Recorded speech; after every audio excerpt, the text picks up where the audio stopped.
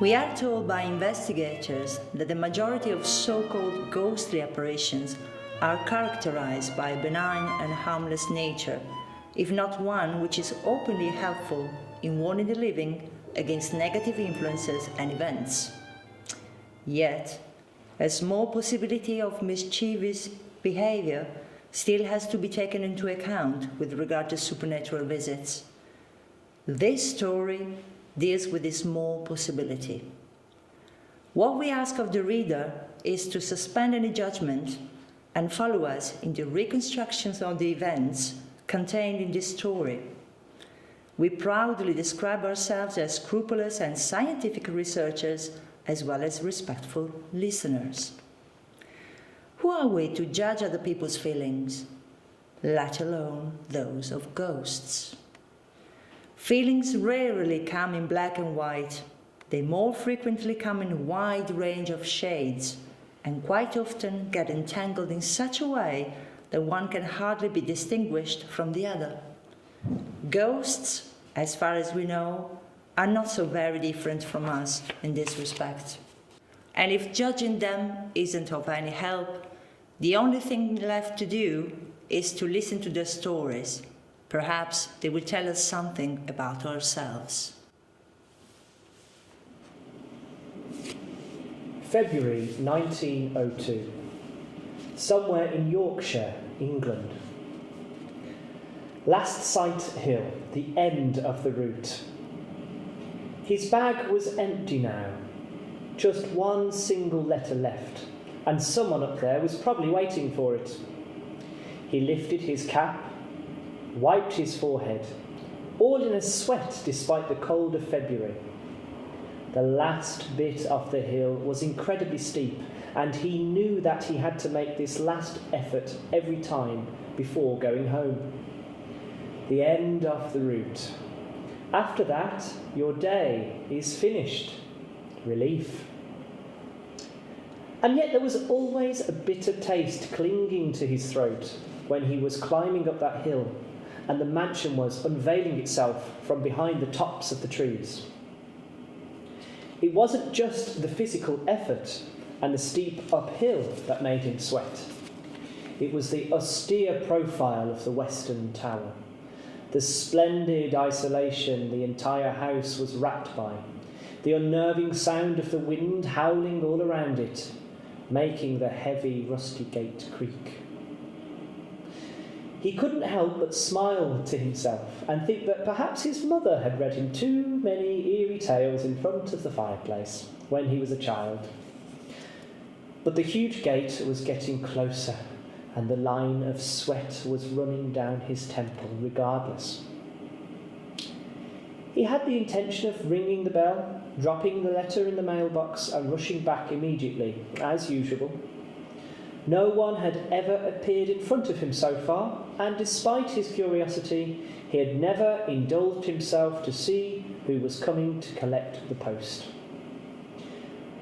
But this time he noticed that the figure of a young woman was among the roses, trimming them with long scissors.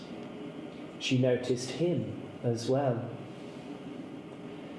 Meanwhile, he realised the whole area of the western lawns behind her was completely burnt out.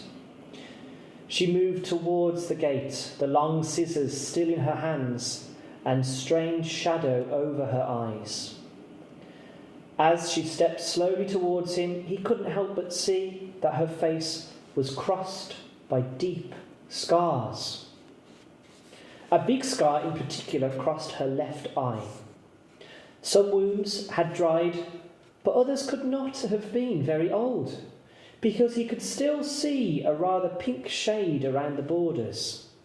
Not only the face, but also the arms were covered by scars.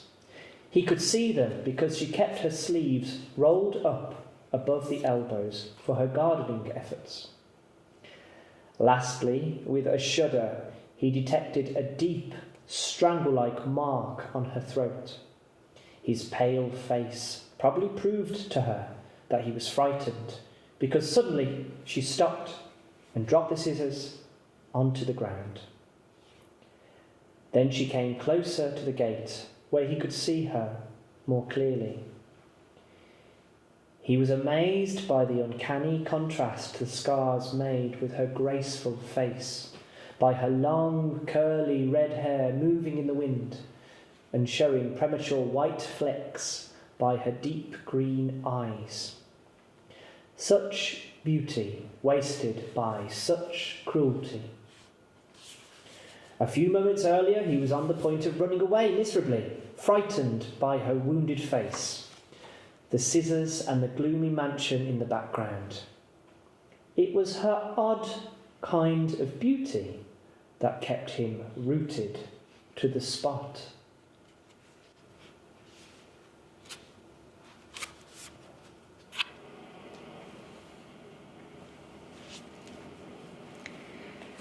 With a masochistic irony, he had planned to land in Whitby, where the well-known fictional character of Count Dracula had landed on his arrival from Transylvania.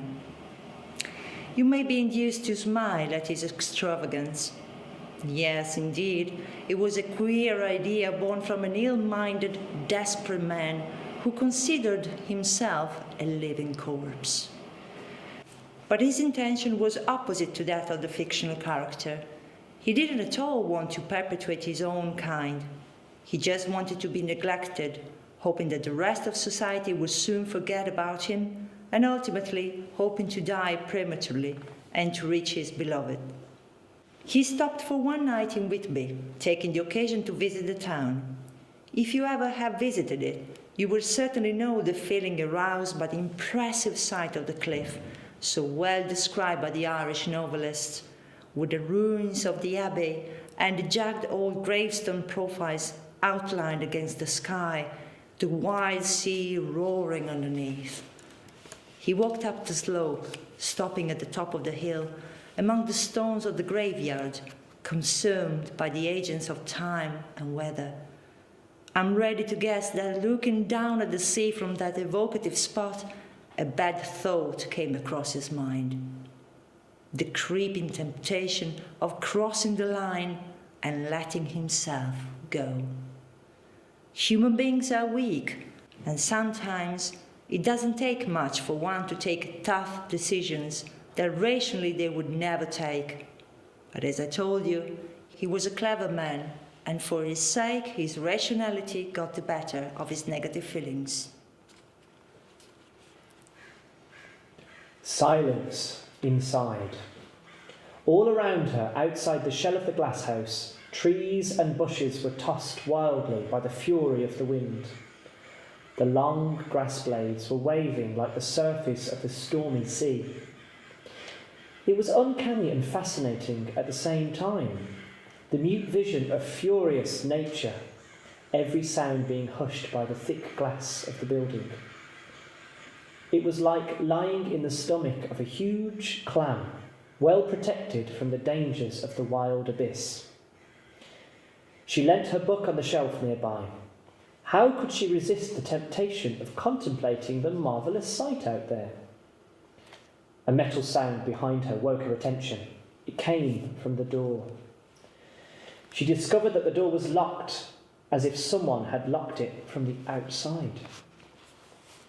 She tried to force the handle, but there was nothing to be done. She turned, and in the distance perceived Cesare going towards the house with his tools. She knocked hard, calling him loudly, but he couldn't hear her. The wind was too noisy, and she was inside. He went on his way towards the mansion, holding his hat tightly on his head. It couldn't be him. Impossible, however nasty he was. Besides, he was too far away to have shut the door at the time it had happened.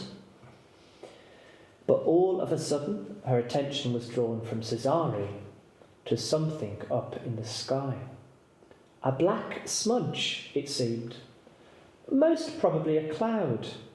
Its hasty movements were, however, too strange to be attributed to a cloud. What was it? For God's sake, what is it? She murmured to herself. The answer was soon given as the cloud approached closer and closer. Dozens, hundreds of crows, all close to each other, were moving together towards her. That was clear from the first instant. They were coming for her. No doubt about it at all. Even now she can't explain how this certainty came to her so clearly. They were flying above Lastsight when they parted in groups and started to fly in circles right above the glass house. She looked around her, terrified. No help could come from the cheerful lemon trees or the funny tall cactus that now seemed to mock her devilishly. Plants were part of nature, exactly like the crows out there, and they had transferred their allegiance to the birds. They went on flying in circles for a long time, maybe 1 hour, till her nerves became exhausted. From time to time, one of them parted from the group and nosedived towards the glass house. It would slam against the panel, slip down to the ground, and, after limping a few steps, would rise again as if nothing had happened, joining the flock. She couldn't hear the flapping of their wings. The sound came to her rather muffled by the thick glass. So the hordes of blackbirds, wreathed in silence, were a most dreadful sight.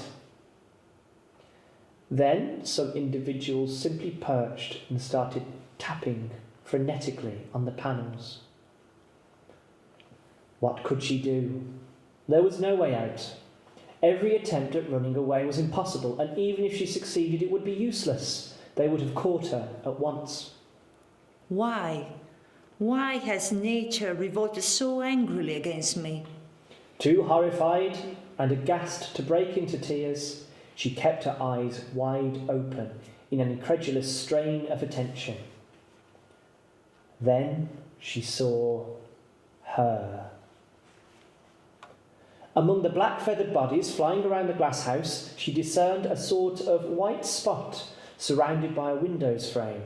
It was the same pale woman whom she had perceived that night.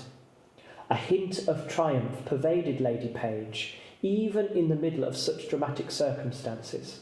It wasn't a figment of her imagination. She was there, and she was real, staring dreadfully at her. It is you. You did it. You didn't visit me in my dreams. You came to visit me for real. As she uttered these words, a clamour was heard. A sound coming from the hysterical flapping of hundreds of wings, from the groups in which they were flying around. They had all suddenly flown down and reunited, flocking on top of the glass house. From the outside, it looked as if the giant creature had laid a black feathered blanket over the building. She didn't like it. She didn't like it at all. This sudden stillness. None of them were tapping now. It was far more frightening than the sight of them flying in circles. Rows of beaks and the wild dark eyes surrounded her. All silent, all still.